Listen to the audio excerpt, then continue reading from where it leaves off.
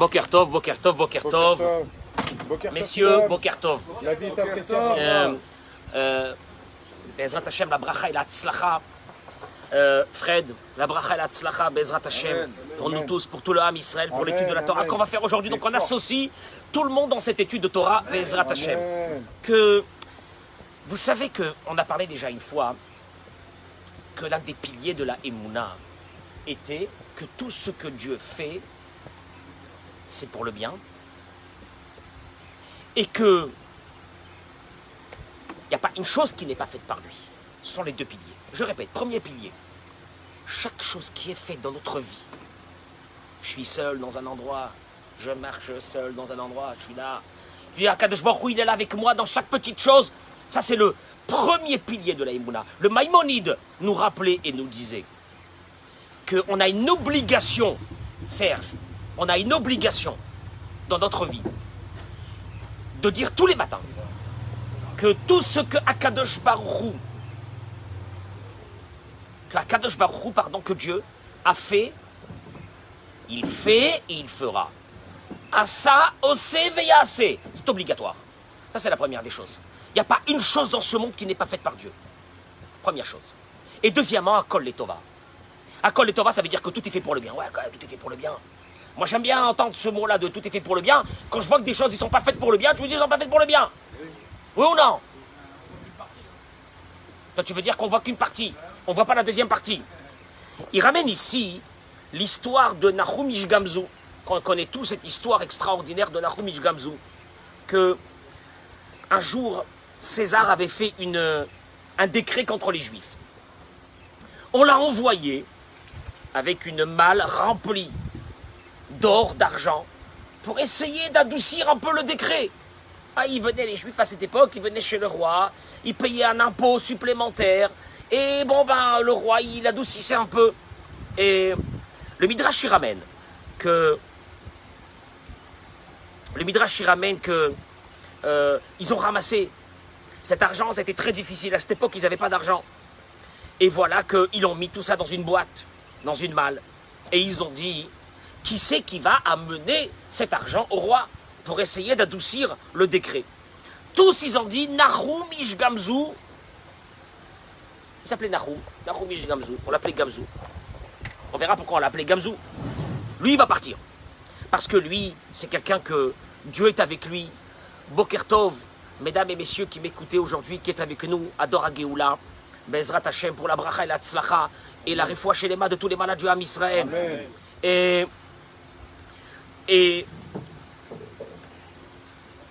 c'est quelqu'un que Dieu lui a envoyé des miracles. Bon ben là, on va l'envoyer à lui. On a besoin quand même de miracles, on va l'envoyer à lui. Et long chemin pour aller jusqu'à Rome, depuis Jérusalem, avec sa malle remplie d'argent, bah, il a commencé son chemin. Et voilà que la nuit arrive et il va rentrer dans un hôtel pour se reposer. Et qu'est-ce qui s'est passé? Ben, dans la nuit, on lui a ouvert la malle, on lui a mis à la place du sable, et l'or et l'argent ont disparu.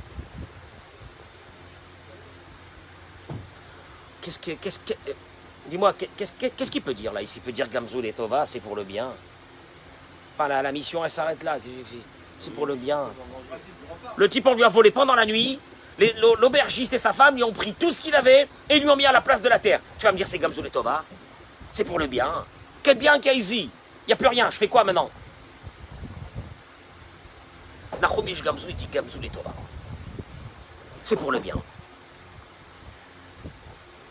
Les malheureux, ils se sont tués pour ramasser cet argent-là. Et c'est pas seulement ça. Derrière cet argent, il y avait l'espérance du peuple d'Israël que les décrets allaient s'adoucir. Tu dis Gamzu Letova.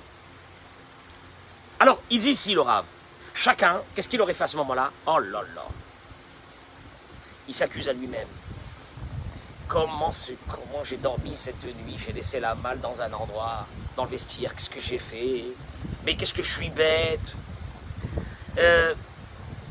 Il dit Miodea eze sevel nafshaya over. Qu'est-ce qu'il aurait souffert à ce moment-là? Et c'est de sa faute.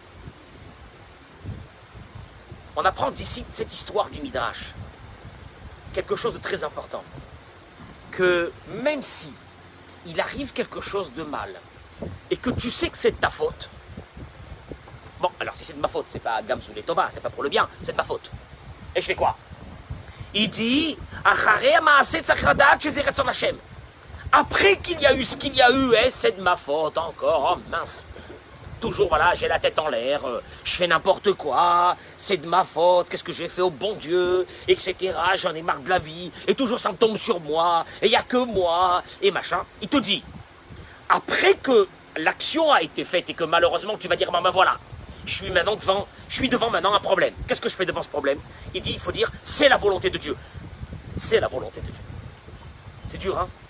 C'est la volonté de Dieu. Le type, il prend sa voiture, il regarde pas, il est avec son téléphone, bah, paf, il tombe, et voilà qu'il il rentre sur une bagnole, oh là là, qu'est-ce que j'ai fait encore au bon Dieu? Et en plus, pourquoi il m'envoie ce message à ce moment-là, celui-là, là, il m'a pris la tête pendant que j'étais en train de conduire, et j'ai pas fait attention, je suis rentré. Tu dis, après l'action, dis-toi une chose, arrête-toi d'abord, respire un bon coup, et dis-toi, si ça n'avait pas été la volonté de Dieu, je n'aurais pas eu ça. Donc, c'est la volonté de Dieu. Première chose. Bon, alors qu'est-ce qui fait Nahum Gamsou à ce moment-là? Bon, c'est la volonté de Dieu, ok, je suis d'accord. Il n'y a plus de trésor, qu'est-ce que je fais? Sam, qu'est-ce que tu aurais fait? Il n'y a plus de trésor, qu'est-ce que tu fais? Tu es en plein milieu de ta mission, il n'y a plus de trésor, il n'y a plus d'argent, qu'est-ce que tu fais? Ben, en logique, on retourne à la maison. Mais pas du tout, regardez qu'est-ce qu'il fait. Voilà, c'est ça, mais c'est ça qui est extraordinaire. Il continue le chemin avec sa malle remplie de sable chez César.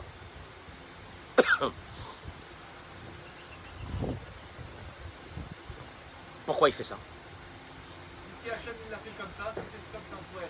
Si c'est Dieu qui l'a fait et c'est pour le bien, donc je suis dans une situation très bien. Voilà, c'est dur ça. La situation très bien là.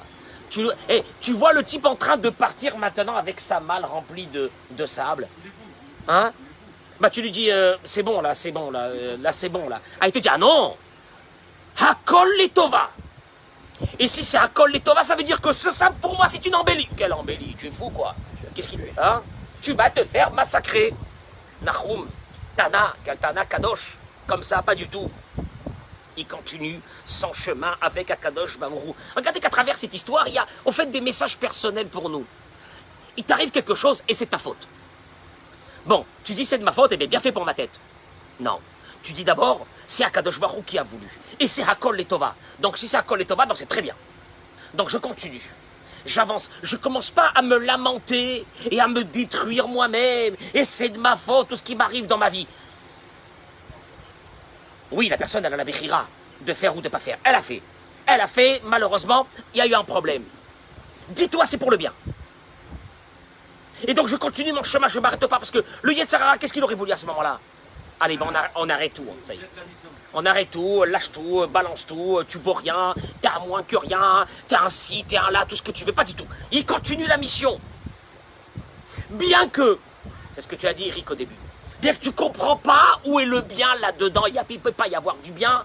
Je partais pour faire une mission, j'avais dans ma malle des millions de dollars. Je me retrouve avec 200 kilos de terre. Tu ne peux pas me dire que c'est bien. Il avait la Emouna. Imbore ola masakacha asbevada izeletova. Si Akadosh Baruch Hu, il a fait comme ça, c'est pour le bien. Je ne comprends pas, comme tu as dit, Eric, qu'est-ce que Dieu a fait ici, mais j'ai au moins une chose qui doit me rester. La Emouna, que ce que Dieu a fait, c'est pour le bien. Donc à partir de là, en principe, je devrais avoir une vision de l'avenir positive et pas négative. Il arrive devant le palais du roi. Les gardes disent qu'il y a un grand rave qui est venu de la part des Juifs pour amener un cadeau à César. Imagine-toi à ce moment-là comment il devait être. On le fait rentrer et ah, César demande qu'on ouvre la boîte. Il ouvre la boîte et il la trouve remplie de sable. Mais tout de suite une colère, c'est pas ça, c'est un affront. Les Juifs m'ont envoyé du sable. C'est tout ce que je vaux. Prenez cet homme-là et tuez-le. Faites-le rentrer en prison et on va le tuer. Qu'est-ce qu'il dit à ce moment-là, Nahum? Gamzou, les top. Nahum, moi je suis bien... moi je t'aime bien. Tu es quelqu'un de très optimiste. C'est bien, c'est sympathique. Mais là, là je pense que tu devrais légèrement t'inquiéter de ta situation. Gamzou, les Tova. Il continue et il dit... Mais il va tuer tous les juifs. César. Le premier qui va se faire tuer, c'est Nahum. Alors il dit que Maché à Kessar et Chris Sharog et Kol Hayehudi, ce que César a dit qu'il allait tuer tous les juifs. Zolo Uvda Mugmeret. Non, c'est pas encore décidé. Lui, Nahum, dans sa tête, il te dit, c'est pas décidé. Qu'est-ce que ça veut dire, c'est pas décidé? Seulement Dieu saura qui. Seulement Dieu sait. Seulement Dieu décide qui va vivre et qui va mourir. Ok, tu peux dire ce que tu veux. Tu peux dire ce que tu veux. Le médecin, il peut venir, il peut dire ce qu'il veut dire. Asma. C'est un peu chaud, hein. לכן ודאי שעל ההכרזה של הקיסר אפשר וצריך לומר גם זו לטובה. וגם אם השם ירצה שהקיסר יצליח לממש את הכרזתו, יש לומר הכל לטובה. זו נקודה של אמונה חזקה מאוד. Il te dit, c'est un point de אמונה qui est très fort. פה רואים בצורה ברורה איך נחום איש גמזו האמין שהכל לטובה בכל ליבו ומאודו. Dans son cœur, à l'intérieur de lui, il était convaincu que tout ce que Dieu fait, c'est que pour le bien. Il y a une halakha dans le Shulchan Aruch. Le Shulchan Aruch, ce n'est pas un livre de morale. C'est un livre de loi. Il y a une loi.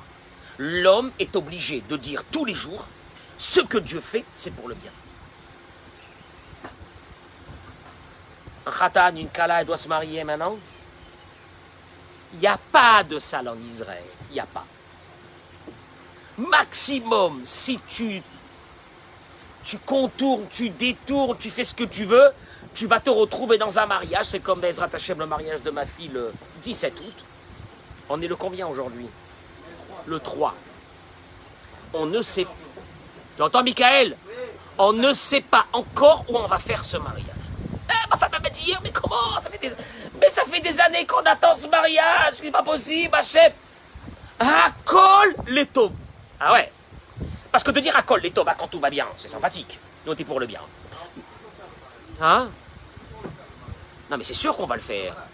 Oui, on va être peut-être grand max 50 personnes. C'est-à-dire les tantes, les oncles, c'est tout. Ni les cousins, mais comment? C'est subliminal. Et dire que, hey, vas-y, fais rentrer le couteau dans la, vas-y, fais tourner le couteau dans la plaie. Et moi, je me disais, maintenant, je vais faire le mariage de ma fille. D'abord, on va faire un truc pour la communauté. Une salle, 500 personnes. On avait commandé une salle de 500 personnes il y a 2 mois et demi. On va le faire en 2 fois. On va faire en 5 fois. 10 fois 50. Tu comprends? Hakol les tova. Je dis ça aux khatanim et aux kalot. Hakol les tova. Akadosh Baruch Hu, il veut pas. Mais quel Hakol les tova il y a dedans? Quel Hakol les tova? Qu'est-ce qu'il peut y avoir Hakol les tova là-dedans? Hakol les tova. Alors il dit comme ça. Nahum ish gamzu chay et ha'emuna she'en ra ba'olam. Pour lui, le mot, tu vois, il y a un concept ici. Le mot ra, mauvais, il y a quelque chose de mauvais qui est en train de m'arriver, n'existe pas chez lui. Puisque tout vient de Dieu, et Dieu ne peut rien faire, Stéphane, pour le mal. Ah, comment tu peux, hein, Giorgio, comment tu peux me dire une chose pareille? C'est pas possible. Lui, il n'a pas vu César devant lui, qui lui dit, je vais te tuer, c'est la fin. Lui, il a vu Dieu. Il a vu Dieu. Et pire que ça encore, si César veut me tuer et qu'il a réussi à me tuer, c'est Dieu qui l'a décidé. Et si c'est Dieu qui l'a décidé, c'est pour le bien. C'est chaud, hein?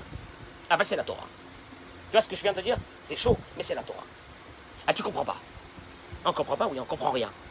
Mais ça, Kadosh Baruch Hu. Et il dit pourquoi l'homme est loin, pourquoi on est loin, nous, de Nahum ish Gamzu. Pourquoi? Parce que l'histoire de Nahum ish Gamzu, elle est sympathique. On connaît la fin de l'histoire, c'est que sont venus des conseillers, ils lui ont dit, écoute, majesté, si ce rabbin t'a amené du sable, parce qu'avec les juifs, il y a des trucs, si t'as amené du sable, c'est pas par hasard, c'est pas un fou. Tu sais que, j'ai lu dans l'histoire, l'un des conseillers lui a dit, qu'il y a une époque très lointaine, ils avaient un père qui s'appelait Avraham Avinu. Avraham Avinu, lui, Dieu lui faisait des miracles. Quand il partait en guerre, il prenait du sable, il jetait sur ses ennemis, ce sable se transformait en milliers de flèches et de glaives. Essaye. Peut-être qu'ils ont réussi en Israël, il doit y avoir un endroit, en Israël, et un endroit où tu creuses, là-bas, il y a du sable. C'est un sable magique. Et le Talmud raconte que ils ont essayé ça, c'était la folie. C'est devenu des millions de flèches, chaque grain de sable. C'était terrible. Ils ont gagné avec ça des guerres, etc. Donc il a renvoyé avec de l'or et de l'argent lui-même, il a renvoyé, il avait annulé les décrets, etc. Mais il te dit, Lama Adam lo yachol le'akel. Pourquoi? Parce que tu te dis, tu sais pourquoi tu n'arrives pas à vivre comme Nahum Ish Gamzu, ou te rapprocher en tout cas de ce concept-là? Parce que il y a deux raisons. או שהוא חושב שהקיסר קובע מה יהיה עם היהודים, והתשובה על זה היא שהמאמין יודע שהכל ביד השם. והקיסר הוא בסך הכל כבובה על חוטים ביד השם. לכן הכל לטובה. Première chose, il te dit, parce que tu penses qu'un être humain est indépendant de Dieu et il peut te faire du mal. Parce que si tu es sûr et certain qu'il ne peut pas y avoir un être humain qui fait quelque chose si ce n'est pas Dieu qui lui a demandé de faire. Et si c'est Dieu qui lui a demandé de faire, tu reviens encore à dire que c'est Akol Letova. Non. Ah non, c'est pas Dieu. Ah non, c'est pas Dieu, c'est lui. T'as vu comment il m'a parlé? T'as vu comment il m'a parlé? T'es témoin comment il m'a parlé, hein? T'es témoin comment il m'a parlé? Non mais là, par contre, là, je laisserai pas passer. Et là, à ce moment-là, tu mets un voile et tu oublies que ce monsieur ou cette personne qui t'a parlé, ou qui t'a manqué de respect, ou qui t'a attaqué, ou qui t'a agressé devant tout le monde, ou qui t'a fait honte devant tout le monde, c'est pas lui. C'est Hachem. Donc, première des choses. Tu sais pourquoi tu n'arrives pas à vivre comme ça? À dire Akol Letova, Akol Letova, oui. Pourquoi? Parce que cet homme-là, c'est pas lui. C'est Akadosh Baruch Hu. Premier yesod de la Emouna. Deuxième, Oshu Rotzel Avin et Hachem, ou Choshev Shou Mevin Yoter Tov me Hachem. והתשובה לאותו מביני, אדוני קצת יראה קצת היגיון, זה מה שאתה מבין. מה שאתה צריך להבין הוא שאת זה, שלעומת השם, אתה חסר שכל לחלוטין.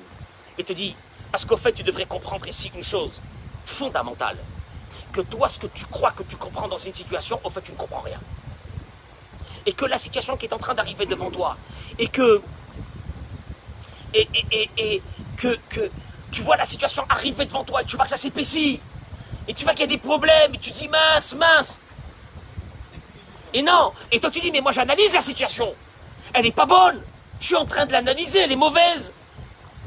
C'est parce que toi, tu n'arrives pas à concevoir qu'il y a quelqu'un qui a une vision de ta situation 100 fois plus pointue. Et ce quelqu'un-là, c'est Akadosh Baruch Hu. Et il est en train de faire quelque chose et toi tu ne vois pas dans cette histoire. Yeshlecha ta'anot al Hashem. T'as des questions sur ta vie? Tu comprends pas? Tu veux changer Dieu? Tu veux lui expliquer?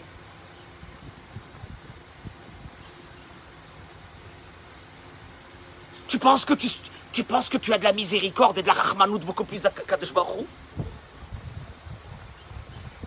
Quand tu sais qu'Akadosh Baruch Hu, nos sages nous disent, même la personne la plus méchante et la plus mauvaise du monde, tu ne peux même pas percevoir l'amour que Dieu a vis-à-vis de cette personne. Toi, tu crois que Dieu aime que les grandes tzadikim? Même les personnes les plus lointaines du monde. La preuve? Tu veux savoir c'est quoi la preuve? C'est quoi la preuve? Mais la preuve, c'est qu'il te maintient en vie chaque instant. Une personne peut faire du mal contre Dieu, contre les autres. Elle peut mettre en colère Dieu par rapport à sa façon de se conduire, cette personne-là. Est-ce que Dieu lui arrête la vie, subitement? Continue. Combien d'amour il faut pour ça? Combien d'amour il faut pour ça? Non, c'est pas qu'est-ce que c'est. Écoute-moi bien. Si, Giorgio, si tu commences à vivre avec ce concept, il n'y a rien de mal dans ce monde. Tu entends? Il n'y a rien de mal dans ce monde. Dieu ne peut pas faire quelque chose de mal dans ce monde. Et on est en train de passer des situations qui sont difficiles. La parnassa, la santé, l'inquiétude. Et ici en Israël encore, je sais pas, c'est encore plus, c'est devenu encore un peu plus compact que ce que c'est en France. Pas de mariage, plus rien, voilà une salle ici, elle est fermée, ça fait combien de temps? Une belle salle, 3 semaines, un mois qu'elle est fermée. Mais toutes les salles, c'est comme ça. Vous allez sur le Kikar, il n'y a plus personne, il n'y a pas de touristes. Tel Aviv, il ne faut pas plus s'asseoir pour prendre un café. À Tel Aviv, il y avait du monde. Il Il n'y avait personne, hein, maman, c'est pas vrai. Fermé, c'est vide. Bah, hier, on était- Début août, Hier, on était au restaurant. Le mec m'a dit, je ferme. il ferme. Il était 8h30 du soir. Oh là là. Un restaurant qui ferme à 8h30 du soir le 2 août. Il n'y avait personne, le mec. Il a levé la lumière. Tu te rends compte? Tu te rends compte? Déchirer le cœur. אם יש לאדם שאלות על השם, הוא מאבד את האמונה. À partir de quand tu commences à perdre la foi, c'est quand tu commences à te poser des questions parce que tu ne comprends pas. Et malheur à celui qui perd sa foi. Est-ce qu'on peut vivre sans Emouna dans ce monde? Malheureusement qu'on perd aussi l'Olam Haba. Mi mafsid ma she'elot haelu, rak ben adam mafsid. Il n'y a que l'homme qui perd. La Kadosh Baruch Hu, c'est l'homme et le mérite pour Dieu, ça ne change pas. Lui, il fait fonctionner son monde comme il a fait depuis 6000 ans.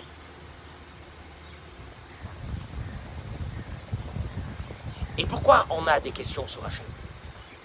Je sais pas pourquoi on a des questions sur Hachem. Il dit Ki yesh lo rak tzad ga'ava, parce qu'on a un peu d'orgueil. Ki imalta lo tzad anava, celui qui avait un peu d'humilité, Wayomer le nafsho, il aurait dit V'chian yachol avin et borei olam. Est-ce que moi je peux comprendre qu'est-ce qu'il fait Dieu? Ani yodea makol neshama ba'al etaken. Est-ce que je sais ce que chaque personne est venue pour terminer dans ce monde? On l'a dit ça, ce Shabbat. Hein. Tu ne peux pas percevoir ta vie si tu ne perçois pas à travers ta vie aussi cet élément fondamental qu'on est venu dans ce monde pour terminer quelque chose qu'on n'a pas fait dans une vie antérieure. Donc à partir de là, donc à partir de là, ça y est, tu perds pied, ça veut dire que tu peux plus comprendre. Si ta vie, elle était qu'une fois, là maintenant, que tu viens dans ce monde, tu peux encore te poser des questions, quoique, il dit c'est de l'orgueil de se poser des questions. Parce que tu ne comprends pas, parce que tu es très loin de comprendre. Mais admettons que tu t'es venu une fois dans ce monde, dans cette vie, pour vivre une vie. Alors tu peux dire, je ne comprends pas pourquoi j'ai ça, pourquoi j'ai ça. Mais quand toutes les données, on ne les a pas, parce que notre Neshama, elle revient dans ce monde pour arranger quelque chose ou pour terminer quelque chose qu'elle n'a pas fait dans une vie antérieure. À partir de là, tu n'as plus aucun aliment dans tes mains. Tu n'as plus rien dans tes mains. Makon Neshama ba'ala asot ba'olam hazeh. Qu'est-ce qu'elle est venue faire chaque Neshama dans ce monde? Minaï niladat ma'kadosh baruch hu oseh. En fin de compte, notre vision de ce monde, c'est pas qu'elle est petite, il y a rien de notre vision. On est là, on marche dans ce monde, on avance. Alors celui qui a la Emouna, qu'est-ce qu'il dit? Hakol letova, Akadosh Baruch Hu, tout ce qu'il fait c'est pour le bien, puisqu'il n'y a rien que c'est pas lui qui fait pas. Tout c'est lui qui fait. Donc c'est Hakol letova. Donc j'avance. La différence, tu peux savoir c'est quoi la différence? La différence, c'est que comment tu vivras en fin de compte ta vie avec des épreuves. Pourquoi Hachem il m'a donné cette femme que j'ai? Pourquoi ce mari là-bas? Pourquoi ces enfants? Pourquoi ces réussites ou ces épreuves? Pourquoi le parcours de ma vie? Et la différence, tu sais c'est quoi la différence? C'est est-ce que tu es quelqu'un dans ce monde avec une grande joie? Que tout ce qui t'arrive c'est Hachem de toute façon et c'est pour le bien et je suis content? Ou dégoûté de la vie? Il y a des gens, tu vois sur leur tête 70 ans de dégoût. Qu'est-ce que t'as? Déçu, malheureux, déçu de tout. Déçu de ma famille, déçu de mes parents, déçu de ma femme, déçu de mon mari, déçu alors de mes enfants, ne m'en parle même pas. Alors déçu de ça, je supporte plus personne. Je suis déçu de ma vie. Et d'abord, Moi, à la base, j'aurais dû vivre une vie beaucoup plus belle. C'est juste que j'ai pas eu de mazal. Je me suis marié avec cette femme, c'est elle qui m'a cassé. Mais moi, j'aurais dû avoir une vie de star. J'aurais dû me marier. J'aurais dû me marier avec cette femme. Elle dit, bah ouais, je suis avec un loser. J'aurais dû, mes parents ils m'avaient dit, ne te marie pas avec lui. T'aurais dû te marier avec celui-là, le fils du boucher ou le fils du machin. J'aurais été une vie peinard. Tu comprends? Je suis dégoûté de ma vie. Tout ça parce qu'il te manque la base de la Emouna. Et il te dit, ça c'est la base de la Emouna, t'avances pas sans ça. Akadosh Baruch Hu, c'est lui qui fait tout. Et deuxièmement, Akol Letova de Dieu ne peut... Je comprends pas comment tu peux me dire que tout est pour le bien. Il y a des choses... Tu comprends pas. Par contre, il te dit une chose. C'est fondamental. Tu dois aborder la vie avec de l'humilité. L'humilité, c'est pas défaitiste. Bon bah, tu sais quoi, bon, bah, je vais subir la vie, allez. Je suis un clochard, je vais subir la vie. Pas ça. Oh, on n'a pas le choix. Puis c'est comme ça, de toute façon, qu'est-ce que tu veux? Il a raison de dire ça, de toute façon, on n'a pas le choix, c'est comme ça notre vie. Non! Avec une lumière dans ta vie. Tu sais pourquoi? Parce que tout ce qui t'arrive, de bien et de moins bien, Zeletova, Avanani Lomevi. Mais c'est normal, mon cher ami, t'es venu pour 70, 80 ans, 90 ans dans ce monde. Est-ce que tu sais que ta Neshama, il y a 300 ans, elle était là et elle devait revenir? Et on lui a dit à ta Neshama, est-ce que tu veux revenir pour terminer? Et elle a dit oui! Oui! Le Chafetz Chaim, je termine avec ça, il raconte une histoire qui est dramatique. C'est pas une histoire vraie, mais le Chafetz Chaim n'était pas quelqu'un qui était dans la Kabbale et dans des choses comme ça, pas du tout. Le Chafetz Chaim, il était quelqu'un de très pragmatique, c'était des lois, c'était le Mishnah Brura, c'était la halachot de Shmirat HaLashon, sur le Lashon Hara, c'était de la rigueur. Il ramène une histoire, et il dit, regardez un peu le fonctionnement de ce monde. Il dit que, je répète, hein, c'est pas une histoire qui est vraie, c'est une image. Qu'un jour, un très grand tzaddik a quitté ce monde. Il arrive dans le Olam Haba, dans le Olam Haemet. Jamais le Chafetz Chaim, il parle de choses comme ça. Une fois, il a dit ça. Un tzaddik, les anges y sont arrivés, et ils lui ont dit, Baruch Haba, la neshama de ce grand tzaddik, une vie extraordinaire, remplie. Il arrive devant les portes du Gan Eden, et il y a là-bas 2 anges. Interdiction de rentrer. Qu'est-ce qu'il y a? On le ramène devant le tribunal. Apparemment, il y a eu... Non, il y a une erreur. Il y a une erreur, on va revoir le dossier, c'est pas normal. Ils l'ont bloqué, quoi. Ils bloquent comme ça, c'est arbitraire. Qu'est-ce qu'il a fait, ce type-là? Il a extraordinaire sadique. Et on le ramène et on regarde son dossier et on dit oui, il y a un petit truc pour lequel tu ne peux pas accéder à ton Olam Haba extraordinaire. C'est quoi? C'est qu'un jour, il était un peu énervé et il a frappé quelqu'un devant tout le monde, il lui a donné une claque. Terrible. Une honte d'un autre monde. Bon, il avait oublié cette histoire, elle est passée. À part ça, il n'avait rien d'autre. Alors ils lui ont dit, regarde, pour accéder à ce Olam Haba dans lequel tu dois accéder, il y a 2 solutions. L'une, c'est de passer par le Gehinam, à Dieu ne plaise. La deuxième, c'est de retourner dans ce monde pour réparer ta faute. Alors, il a dit, ramenez-moi au tribunal.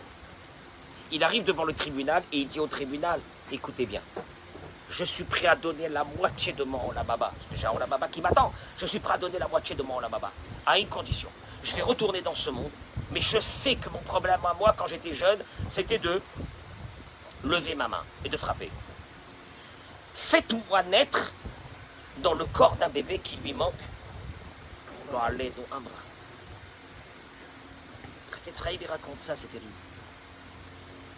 Et voilà que va naître dans une famille un drame. Un bébé qui lui manque un bras. Et ils vont le faire grandir. Et le pauvre, il arrive à sa bar mitzvah. Il ne peut pas mettre ses tefilines. C'est son père qui lui met les tefilines. Mon Dieu. Et pour se marier, c'est des difficultés plus tard, etc. Et un jour, il se met à pleurer. Il dit, Dieu, mon bon Dieu, qu'est-ce que je t'ai fait? Pourquoi tu m'as fait naître sans un bras? Il dit, le Chafetz Chaim, qu'est-ce qu'ils sont en train de dire dans le ciel? S'il savait qu'il avait donné la moitié de son Olam Haba pour naître sans un bras. Fin de l'image. Fin de l'image. Qu'est-ce qu'il te dit, c'est le Chafetz Chaim? Le Chafetz Chaim, il te dit une chose. C'est pas que tu as une vision, mais tu n'as même pas de vision de la vie. Tu n'as rien de la vie. Tu as rien de la vie. Et Akadosh Baruch Hu, il va te dire, tu vas te marier avec telle femme et avec tel mari. Et tu vas venir habiter à tel et tel endroit et pas à tel et tel endroit. Et ta parnassa va être comme ça et pas comme ça. Et toi tu dis, mais c'est quoi ce cafouillage là dans ma vie? Et moi je pensais que j'allais avoir une vie tranquille, une belle vie, des machins, j'allais kiffer. Et Akadosh Baruch Hu te dit, si tu savais pourquoi tu étais venu dans ce monde, tu comprendrais que tout ton parcours de cette vie dans ce monde, elle est en fonction de ta venue dans ce monde. Donc à partir de là, Hakol Letova. Et si Hakol Letova, tu devrais être quelqu'un avec toujours le sourire. Ah bon?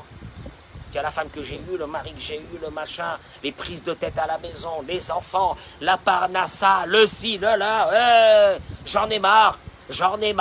Et Akadosh Baruch Hu te dit, c'est tes nissionot, c'est tes épreuves dans ce monde pour lequel tu es venu. Ou revenu. Et Hakol Letova. Bah, t'es pas venu pour qu'on te frappe. Hakol Letova. Tu comprends? Dans ces moments troubles dans lesquels on vit maintenant. Total des courses. Je répète, on est le 3, le 17, il y a le mariage Bezrat Hashem. Où on va chercher un endroit. Je sais pas, on va essayer de trouver une salle à côté d'un jardin, on va faire là 10 personnes, là 15, on va mettre des plastiques, on va faire des capsules, ils appellent ici des capsulotes. Les capsulotes, on va mettre comme ça. Je sais même pas comment ça va être. Pourquoi? Hakol Letova. Parce que c'était marqué ça dans le ciel. Depuis la nuit des temps, que c'est comme ça que ces mariages de tous ces jeunes va se passer maintenant. Et Dieu, il les a rassemblés, tous ces jeunes, dans la même période. La preuve, c'est que j'ai rencontré un garçon, il m'a dit, je suis dégoûté.